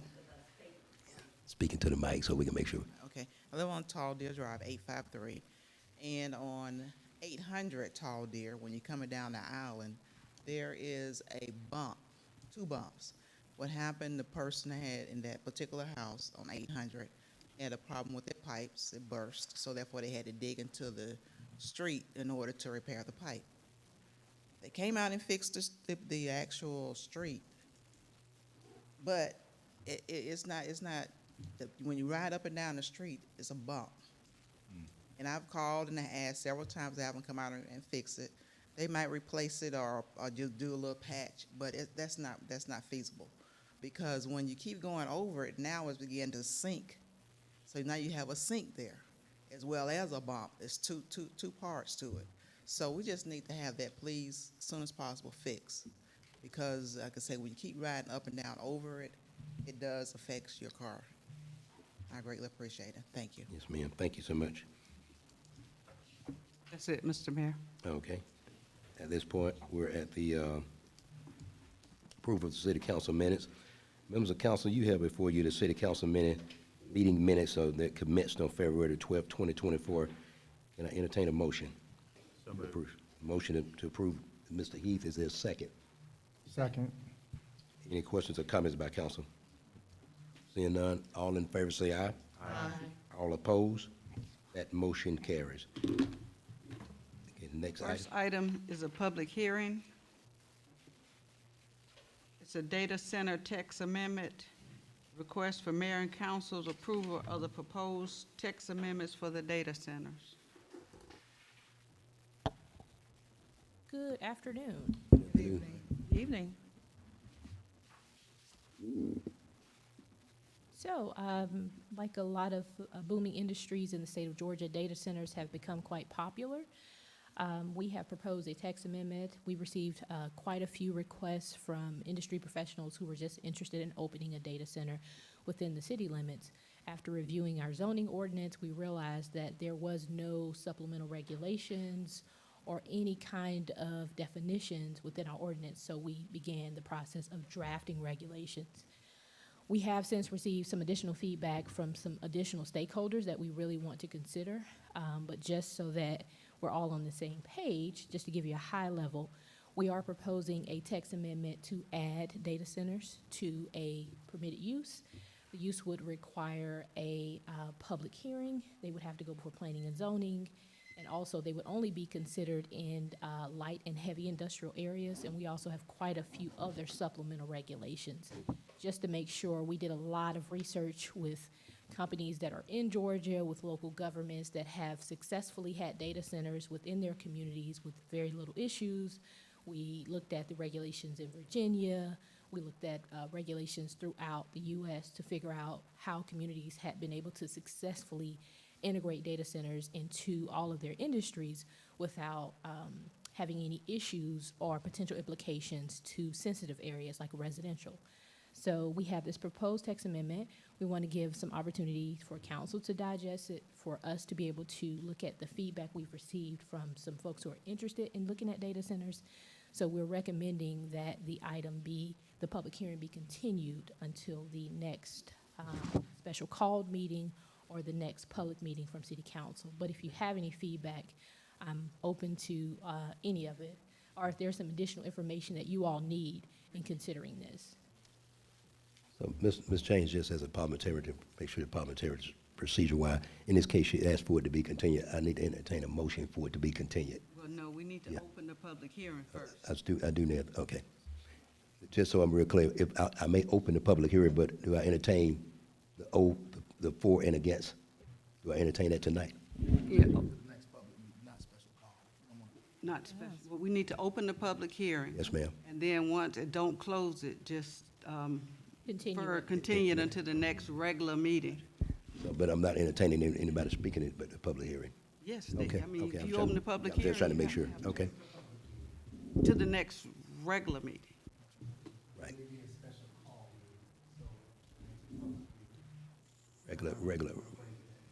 Regular meeting would be the, You want to do this as special? Okay, next regular. Yes, we did speak with our zoning experts, and they told us that we could continue it to the next special called meeting, or next public meeting. Okay, next public meeting. okay. Members of council, at this point, can I entertain a motion to open the public hearing? So move. Is there a second? Second. All in favor say aye. Aye. All opposed? That motion carries. The public meeting is open. At this point, I'm going to call anyone here that wishes to speak in favor of the item. Please come forward. The one here to speak in favor of, is there anyone here to speak in opposition of the item? Okay. At this point, entertain a motion to continue, correct? Continue to the next public In meeting. this case, I need to entertain a motion to continue to the next scheduled council meeting. Next public Pu- meeting. Next scheduled public meeting. Motion has been made by Mr. Heath. Is there a second? Second. Second by Ms. Davis. All in favor say aye. Aye. All opposed? That motion carries. And next, The next item is to amend the resolution to increase the hotel motel tax from 3% to 8%. This recommendation requests mayor and council approval of a resolution to amend resolution number 2023-19, requesting the Georgia General Assembly to adopt local legislation for the city of Fairburn, Georgia, to increase the hotel motel tax, to authorize the mayor to execute all necessary acts. you want to speak on that item first? Absolutely. Good evening again, Mayor and City Council. This amendment is to outline how the 8% will be allocated. The initial resolution we presented to you, I believe back in December, did not break down the actual allocation. So if you look on page 2 of the resolution, it includes 3.5% shall be allocated for the purpose of promoting tourism, conventions, and trade shows within the city of Fairburn. Then we have 3% that will be allocated to the general fund for the city of Fairburn. And then 1.5% shall be allocated towards tourism product development purposes, placemaking initiatives, including renovations to infrastructure and other city attractions, public art initiatives, wayfinding signage, corridor and gateway improvements, parks and recreation upgrades for tournament attractions, technological and audiovisual installations, marquees and signage, and any and all other physical improvements associated with community branding campaign. And so this is required in order to move this request through the General Assembly. And so we bring this before you tonight for your approval to amend the existing resolution. Members of council, you've heard the item to amend a resolution to increase the motel hotel taxes from 3% to 8%. Is there a motion? So moved. Second. Motion has been made and properly second. Any questions or comments by council? I have one question. I noticed that only one Hold on, I was trying to, actually, Mr. Whitmore was first. Okay, go ahead. Go ahead, sir. Then I'll come to you. Go ahead. Fine. Yes, ma'am. Yes, sir. I just want to thank the administration for this. I just received an award tonight for my training at GMA. And I brought this to the fourfold about 6 years ago. And we're finally here. And I'm happy for that because I understand that certain percentage goes to certain areas. Yes, sir. And it's going to help us out tremendously. And thank you for doing the work and getting it prepared to go to the General Assembly. Thank you and congratulations. Okay, Ms. Hudson, you got the floor next. Congratulations, Mayor Pro Tem, on all your training and your hard work to bring this to fruition. I just have one question.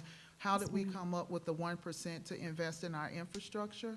So the percentages as far as the 3.5% and 3% are mandated by the state. And so the 3%, that's the max that they allow cities to give to the general fund. The 3.5% is for either a partnership or creation of a DMO. So the city could look forward to. What does DMO mean? Oh, I'm sorry. It's a designated marketing organization, and so the city could move forward in creating a CVB for tourism attraction. Convention and Visitors Bureau. Thank you. Sorry, thank you, Mr. Phillips. The 1.5% is what you get towards the other projects that the city would like to put forth. And so the portion that they really needed for the General Assembly is how we would spend that 1.5%, because it can't go to the general fund, it can't go towards the DMO. You have to be specific in how you intend in the projects that you're looking for. So could more actually go into the infrastructure? That 1.5% is up to the city to decide how we want to allocate it. So if, based on the projects that's listed, in this instance, if the initial goal is to renovate, let's say, one of our baseball fields because we're trying to attract a tournament, we can designate that 1.5% during that time for that attraction to bring outside tourism. So it varies. It depends on kind of the goals of the city at that specific time. So I guess the statement that I will make is Fairburn's infrastructure is poor and weak, and we need to make sure that we're looking at all funds and resources and opportunities to improve our infrastructure. Yes, ma'am. And so just to be specific, the 1.5% can only be used towards infrastructure in reference to tourism. So it has to be physical. So that's how we include wayfinding signage, marquees, the upgrades of parks and recreation infrastructure. So it has to be specific, but I do agree with you that we do have some infrastructure needs, but these have to be solely dedicated towards tourism. All right, thank you. Okay. Any other questions by council? Seeing none. All in favor say aye. Aye. All opposed? That motion carries. Thank you. Next, we will have the Finance Director monthly report.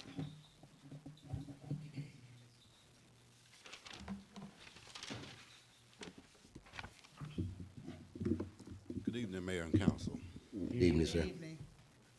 I'll be presenting the financial report, and this report is through January 31st. That is about 1/3 of our fiscal year, so you would be looking at basically about 1/3 of the expenses and the revenue.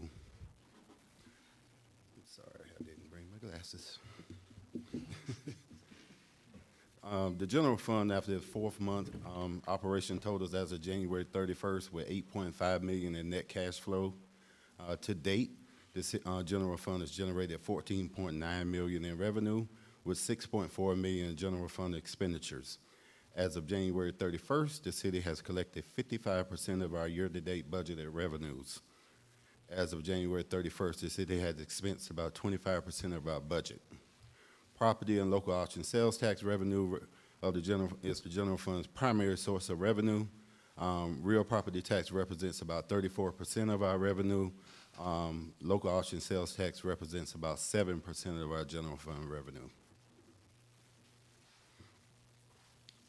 As far as our revenue budget, you can see here our revenue budget is $27,098,730. Year-to-date revenue collected is $14,928,825.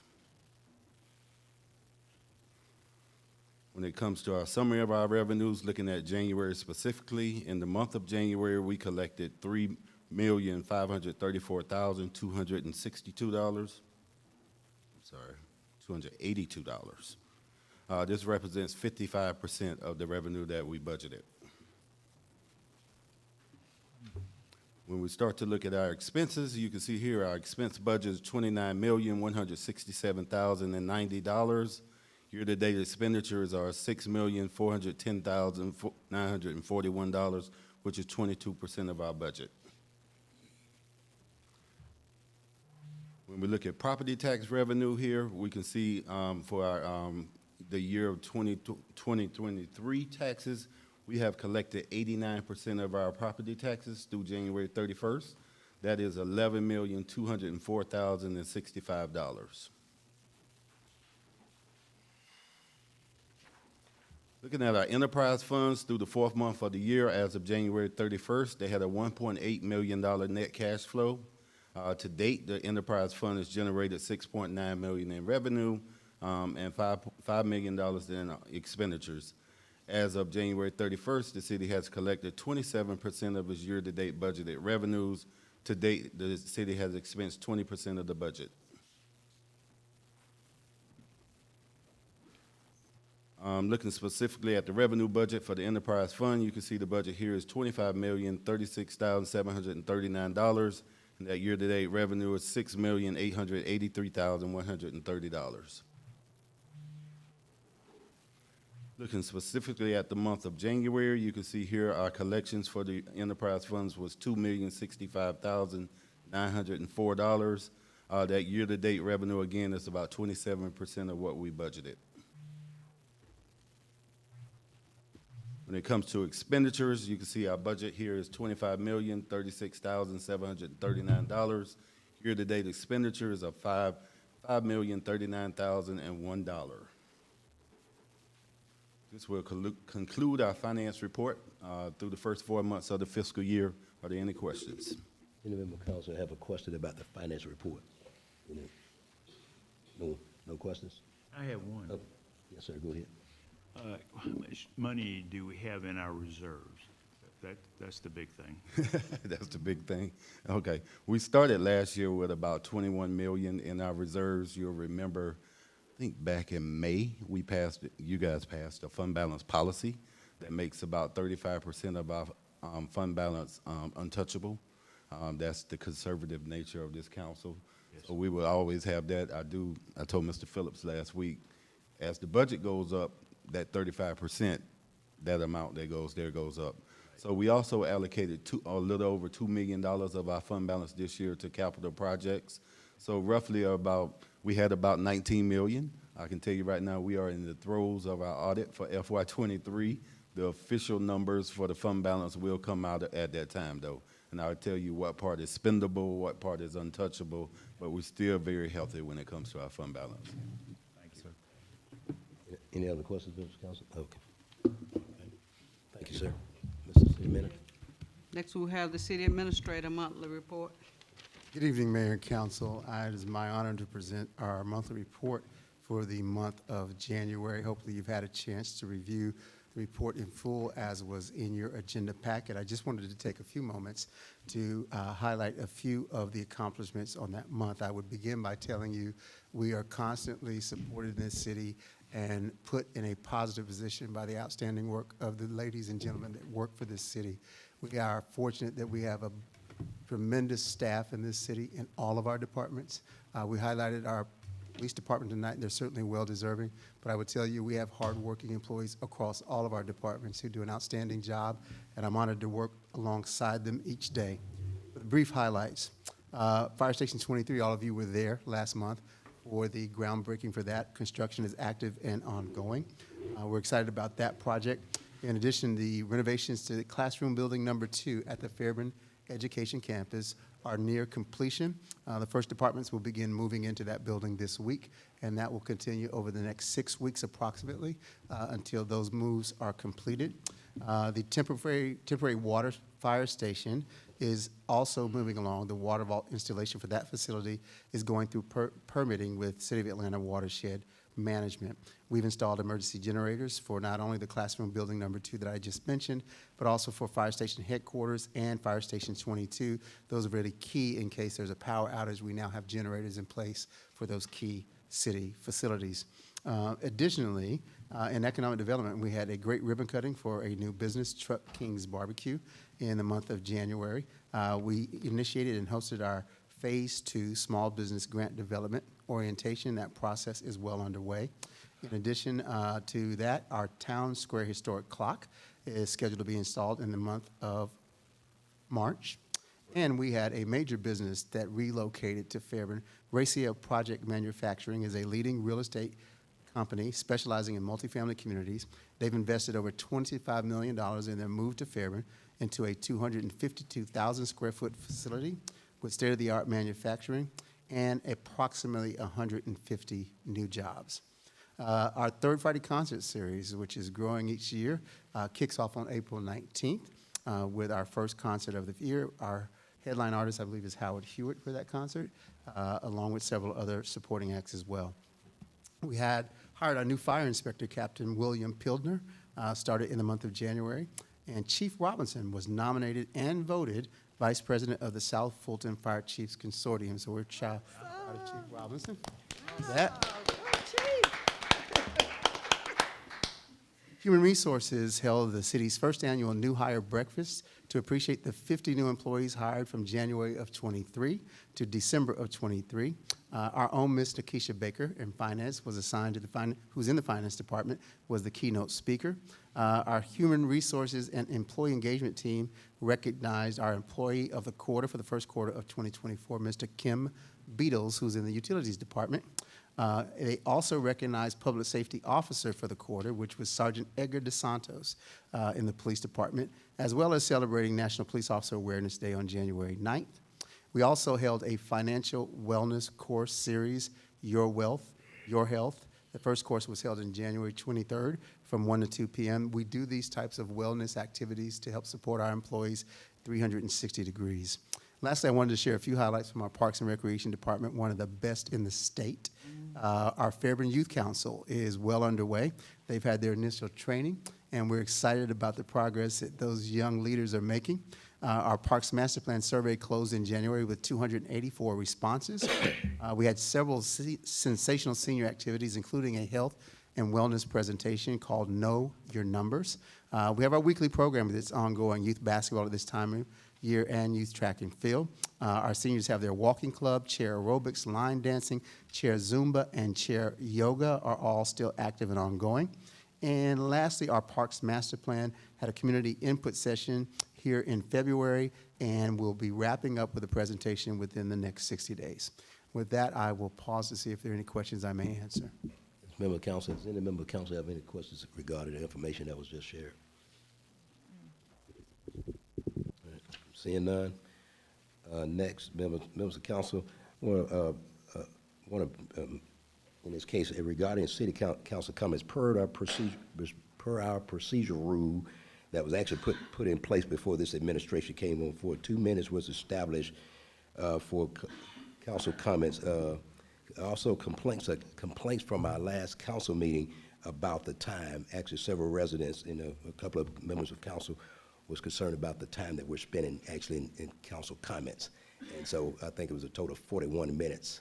And so as a result of that, I went back through the procedural rules. So what's going to happen, actually going to ask the city clerk, which is just, in this case, council,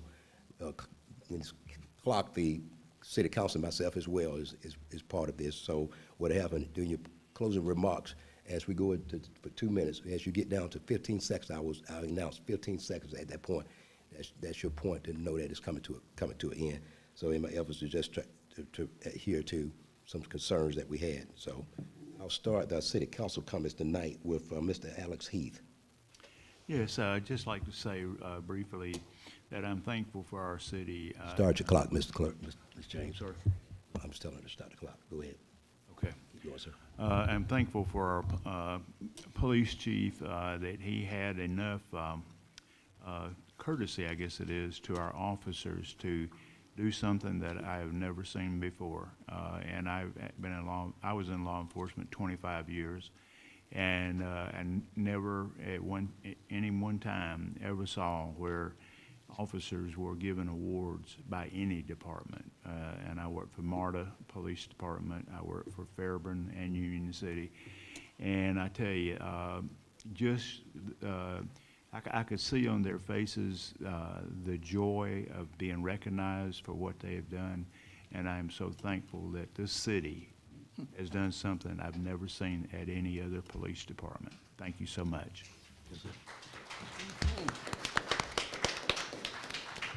Next speaker will be Ms. Hessen. Fiduciary responsibility of elected officials, appointed officers of the city, and trustees in service of the city have this duty to ensure that all citizens shall act in accordance with the fiduciary responsibilities and duties for the benefit of all citizens. Since taking office, I have worked to obtain key information pertaining to current litigation, financial reports for all accounts, the SOP policy, training manuals, staff information, policies, and training records for our police department. This request was made again to mayor and the city administrator on 2/16/24 with a response from the mayor on 2019, letting me know that a response will be given by the end of the week. I received a legal opinion from the city administrator letting me know that my request meets an open record request and should go now back to the city administrators. Let's be clear. This is not a matter for open records. However, the mayor has resorted to using a city attorney as his own personal attorney. This is the mayor's third term in his role, and he does not get a pass on not knowing the rights and responsibilities related to public records and how they are to be disseminated. This is an obstruction to my responsibility as a council member, a violation of my civil rights, and disregard to taxpayers who elected me to this council. There is no transparency. The respect for the role of council, lack of value for a shared vision, expect council members to just vote yes without inspection or review of budget expenses is not acceptable. I am respectfully asking that these comments be added verbatim to the meeting's record. I will continue to seek information from this council about financial spending, and I would appreciate when you change the rules, like you call us, let us know before we get to this meeting. Thank you so much. The next speaker will be actually Ms. Linda Davis. Thank you, Mayor. First and foremost, I want to congratulate all our police officers that received awards. I think that presentation was outstanding, encouraging, and just very lifting up to us as leaders of this city to know that we have police officers that are, I'm sorry? They're doing a great job and they are recognized. Thank you, Chief. I also want to congratulate all the staff, particularly Chief Robinson for his honor and all the other staff that had and was awarded an honor. But most importantly, not most importantly, but exceptionally, the General Service Department came to my neighborhood. We had a tree fall that was big as I don't know what. Took down transformers, poles, I mean, everything. And they were there today for most of the day, and they did such a fabulous job. So I want to thank Mr. Phillips and Ms. Chris and administration, Director Higgs for your leadership. They were professional. They were dressed professional. They had equipment that could do the job. They cut up that big gigantic tree, sawed it up into pieces, and lifted it on the truck. I mean, it was phenomenal. I was so proud. I had to go out there personally from my house to the street to talk to them and tell them thank you for what they did and how they performed. So I'm so appreciative of that, and my neighborhood is too. So thank you. Thank you so much. Mr. Whitmore? Thank you, Mayor. Well, first, I'd just like to say I'm glad to hear about the generators that we have on various city buildings as a backup, so we will always have electricity if we do lose power. The town clock, happy to hear about that. Can't wait until March. And congrats to Chief Robinson. I won't repeat everything. My colleagues already addressed that, as well as to our police chief. Job well done, sir. Thank you very much. But I would like to make one comment. In reference to my colleague. That comment was kind of directed at me and the rest of my colleagues. I do not come up here just to vote yes. I vote my conscience, and I vote based on the information that is provided. So I take exception to your comments when you're making it all inclusive of all of us. My vote is my vote, your vote is your vote, and I think we have the right as elected officials, as individuals, to vote accordingly based on the material that has been presented. Luckily, this particular board has been able to be unanimous on a lot of votes here in City Council, which is great. All I ask you to do is go look at some of the other City Council meetings at other municipalities, and you will see a lot of discord. With that, the other thing is these rules were put in place under the previous administration to try to maintain some order. So I don't think it was directed at you per se. I think it's for all of us to remind us that we have a responsibility to keep it down to 2 minutes. I receive phone calls as well. 10 seconds, I'm sorry. My time is up. I receive phone calls as well, so I'm glad we're back to 2 minutes. Thank you, Mayor. All right, thank you so much. Excuse me, Mayor. Ma'am, no, ma'am, you've already spoken. You're out of order, ma'am. You've already spoken, ma'am. You're out of order. You're out of order. Go ahead, Ms. Porter-Jones. Yes, I too want to thank Chief Bazidlo for the fantastic award ceremony. It was really great to see the police officers awarded for the work that they do, and that it was elevated, and that the entire community see who they are and what they do. So thank you so much for that. I also want to congratulate Chief Robinson for his appointment. I'm not surprised. He is very, very active in the Fire Chiefs Association. And I was commenting to Ms. Chris last week that Chief Robinson really has become a national spokesperson. People inquiring on how he has been able to do a lot of things in a city of our size. So we are resourceful as a city, and all of us figure out how to make it work for the citizens of this community. So congratulations to him. I also want to congratulate the staff for the Black History Celebration that was held on Friday. It was very heartwarming, very engaging, and I believe everyone had a fantastic time at the event, so thank the staff for that. And then lastly, I want to remind everyone that we are in the midst of early voting, and that Fairburn is an early voting site over at the Annex on Washington Street. So please go 15 in seconds. and cast your vote at the Annex. And I also want to congratulate the staff on the parking lot that is across the street. I was able to take advantage of that. It was very nice and very well done. Thank you. Thank you. Thank you so much. Members of council, my comments, I'll just make my comments very brief. 2 minutes. 2 minutes. Turn the clock on. Members of the public, the city attorney submitted a legal opinion, and the ruling applies to all 7 members of council, myself included, 6 in one. It pertains to open record, as it relates to open record, any citizen can ask for a document except for ongoing investigations. That's the only time certain documents, but the city attorney explained in great detail, which we cannot talk about publicly because it was a legal opinion, but all the members of council received a document that clearly explained in great detail the reasons of why the information is being withheld, or there's certain protocols that have to be followed to get certain information. And so I'm not going to go into greater detail with that. But members of council, I just want to say thank you so much again right now as we continue to work in collaboration as we move this city forward. Again, we won't always agree, but again, the one thing we can do, we can disagree without being disagreeable. And so with that being said, can I entertain a motion to adjourn? So moved.